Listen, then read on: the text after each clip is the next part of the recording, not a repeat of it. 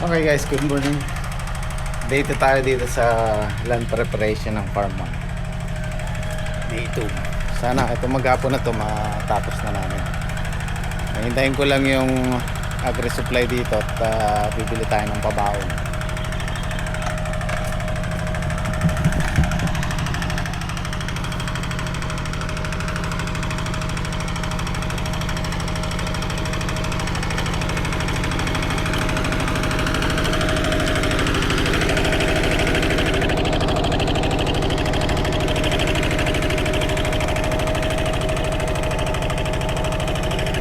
So back. Hindi. Dito ka sa labas. Bakit daw may mga nagtatanong bakit daw paatras? Kasi unang-una po, pag paatras, binubuga niya yung lupa palabas. Pag pasulong, hindi masyado. Gaya na sabi ko dati, mas maano yung paatras niya. Mas malakas ang buga niya sa gilid. At saka isa pa, pag pasulong, aapakan mo to.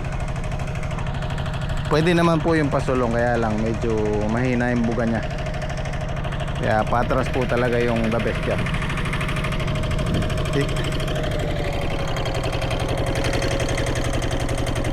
Kasabay panukat nyo. Ayan, tinan ko nga.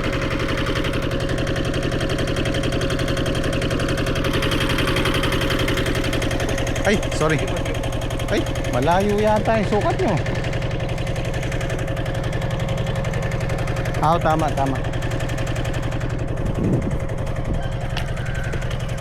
Sige, tama. Diyan ka lang sa gilid.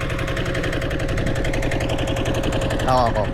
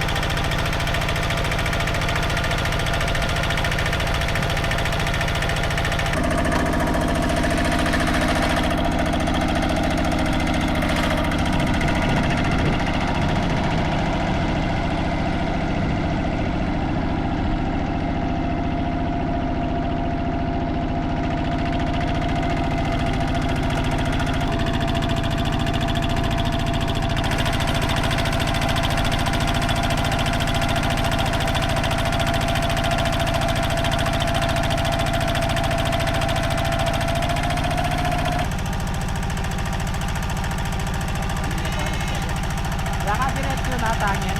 Ya! Diretso! Natali na may natangin. Diretso! Diretso! Natali na may natangin.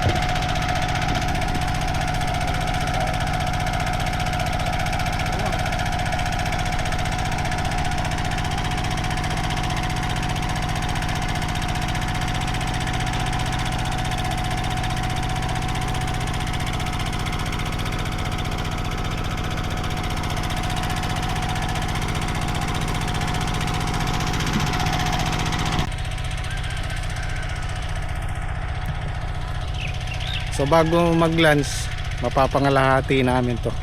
Tama-tama, hanggang mamayang hapon siguro mayayari ito. Ang problema, nakalimutan ko, palpak talaga. Sunday pa lang ngayon, wala kaming mabibiling pataba. Sarado ang mga agri-supply. Pero siguro yan, ganyan na lang muna gagawin namin. Tapos tsaka na lang natin ihahabol yung pataba para may patag na. Diyan po ang buhos ng pataba sa gitna. Tapos kakayurin namin ng pabilog na ganun para lapat yung plastic mulch.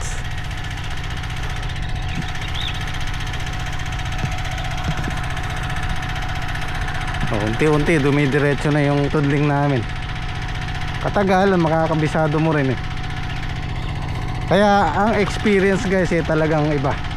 Iba yung may experience ka talaga kaysa dun sa first time. Yung una namin tudling, balubaluktot, ito medyo dumidiretso na oh. Konting lang, konting liko lang, pero hanggang doon sa kalagitnaan madidiretso na yun. Hindi man perfect pero maganda na. Meron kaming tirang chicken manure dito, ayan oh. Pwede pa to nyo, pang ano natin. Pwede pa yan oh. Ayan, burong-buro na talaga yan oh. Oh. Ang gandang pantabo niyan. Oh. Ayan, pwede natin kunin yan, marami pa yan. Ang halo natin yan. Oo. Ayos. Huwag mo na ngayon. Ayun pa. Bukuha natin. Huwag mo na ngayon. Nakasako pala yung pare. Oo, nakasako pa yan. Natunaw na lang isa ako. Oh, pangahalo. Okay. Yan, sa mga nakasubaybay sa atin, sa tuwing naggagayak kami ng ganyan, nagtatanim mo land preparation, makulimlim, pinagbibigyan tayo ng itaas. Ano oras na? Alas 11. Pero ano pa rin, makulimlim pa rin. 10:30.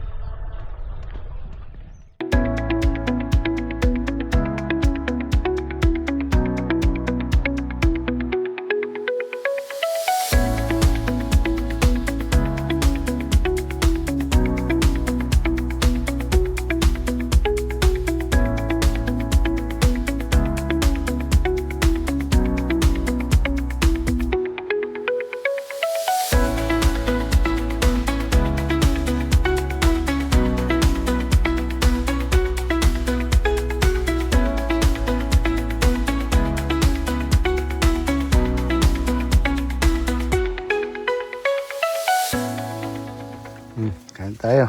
Ano muna, lutong ulam muna. Saka tayo magluto dito pagka may pabaysa.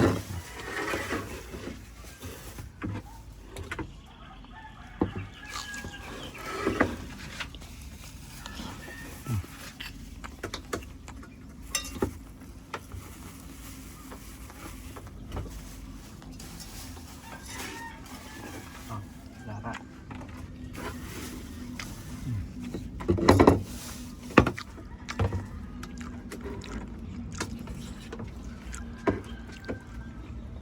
Pa kaming gamit dito eh.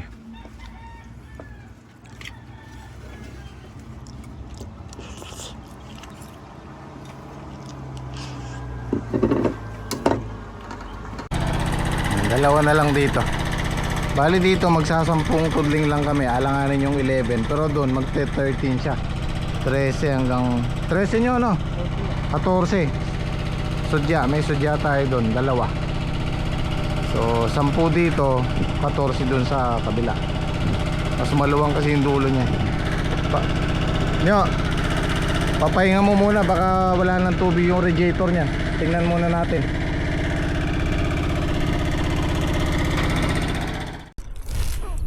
Actually ano yung nakalagay dito ay coolant eh.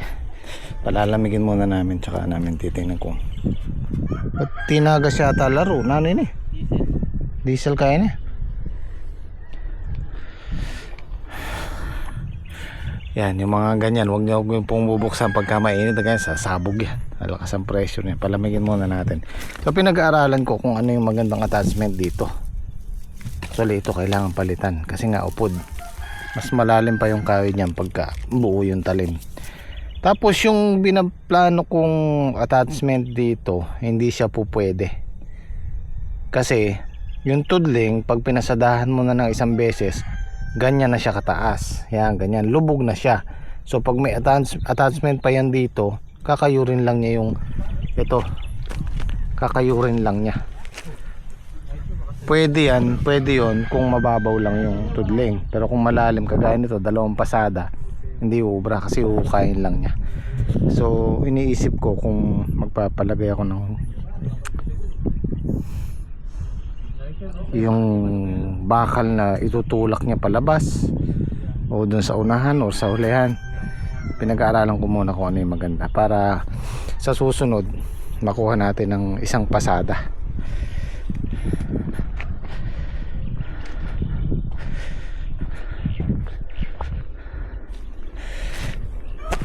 So pansinin nyo, kung may attachment dito yon at mataas na yung tudling, wala na, tatama na sa tudling, kaya hindi siya ubra.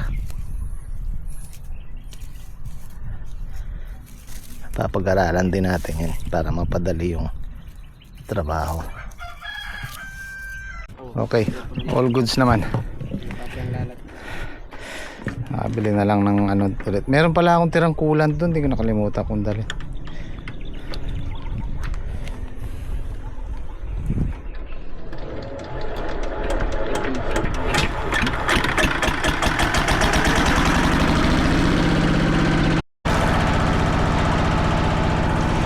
Sinasabi ko, tatama na yung attachment dito.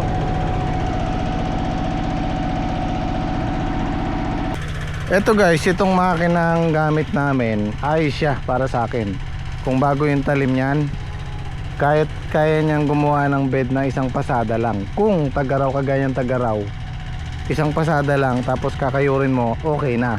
Kaya lang, ito kasing sa amin, kaya dinalawang pasada namin dahil nga natutubig to ng irrigation, kaya tataas po namin yan, kaya 2 pasada yan.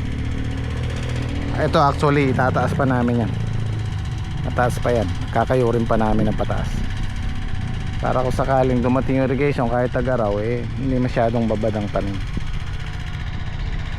Konting tiis na lang, medyo maano siya, maproseso siya, pero maganda naman kesa dun sa dati namin gamit na ng tractor or sa kalabaw.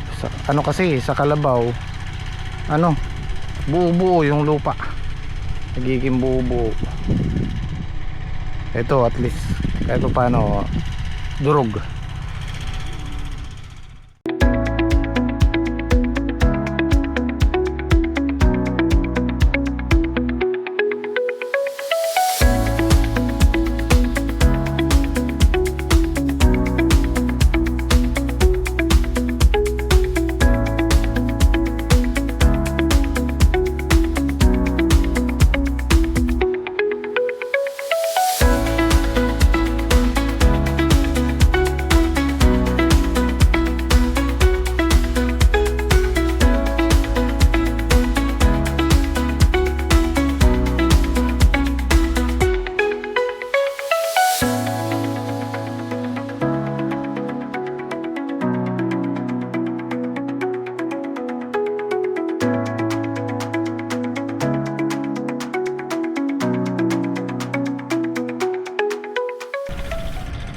Ito na yung kinalabasan ko, so ang ganda, no?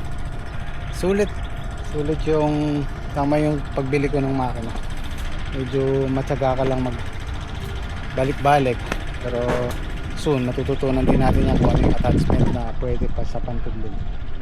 At hindi lang yan ang pwedeng gamit niya, marami pa. Hindi man siya ganun kadiretsa, pero maganda na rin. Imagine niyo kung papatudling ko yan sa kalabaw o sa tractor, panibagong bayad na 3,000. Tapos magtatanim ulit tayo, panibago na naman. So kumbaga investment na rin, magandang investment na rin itong maliit na makina na to.